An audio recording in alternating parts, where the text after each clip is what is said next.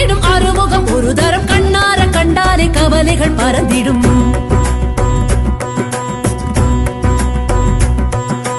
பாலோரும் முகம் மாறும் அழகானது, பசியாரும் கன நேரம் அதை காண்பது.